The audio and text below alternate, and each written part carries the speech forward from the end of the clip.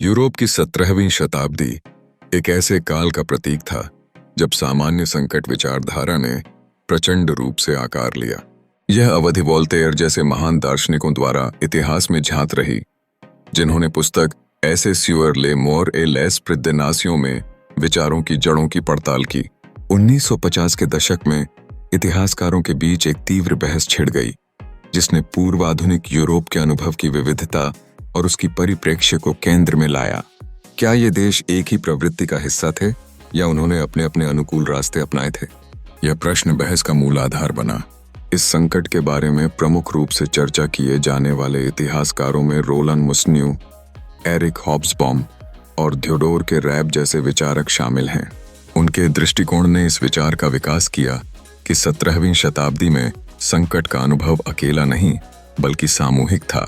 एक आम सहमति के निर्माण में उन सभी ने अपने अपने विश्लेषण और तर्क प्रस्तुत किए, जिससे यह समझने में मदद मिली कि किस प्रकार विभिन्न देशों ने इस संकट को अपने अपने संदर्भ में देखा। प्रमुख दृष्टिकोणों में से एक आर्थिक कारकों पर प्रकाश डालता है। आर्थिक व्याख्याएं अलग अलग धाराओं में विभाजित होती हैं, जिसमें मार्क्सवादी सिद्धांत का उल्लेख भी है। मार्क्सवादी नजरिए के अनुसार यह संकट सामंतवाद से पूंजीवाद में संक्रमण के प्रतीक के रूप में देखा जाता है। इस दृष्टिकोण के अनुसार संघर्ष वर्ग विशेष से जुड़ा हुआ रहा। जबकि पूर्वी यूरोप में कृषक और सामंती वर्ग के बीच टकराव था, पश्चिमी यूरोप में यह संघर्ष बुर्जुआ वर्ग और सामंती कुलीनों के बीच दिखाई दिया। दूसरी ओर राजनैतिक मुद्दों पर केंद्रित दृष्टिकोण भी इस विवाद का महत्वपूर्ण हिस्सा है।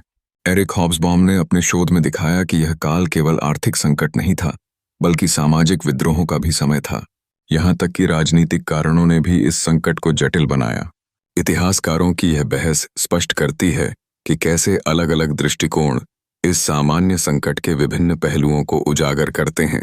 इस प्रकार 17वीं शताब्दी का सामान्य संकट एक गहन और जटिल संघर्ष की कहानी है, जो यूरोप के समाज, अर्थव्यवस्था और राजनीति को आकार देने में महत्वपूर्ण भूमिका निभाता है। इस विवाद ने इतिहासकारों को मौका दिया कि वे उस समय के गहन सामाजिक और राजनीतिक परिवर्तनों की ओर ध्यान दें, जिससे यह समझ में आया कि वर्षों से चली आ रही आर्थिक नीतियों का क्या प्रभाव पड़ा।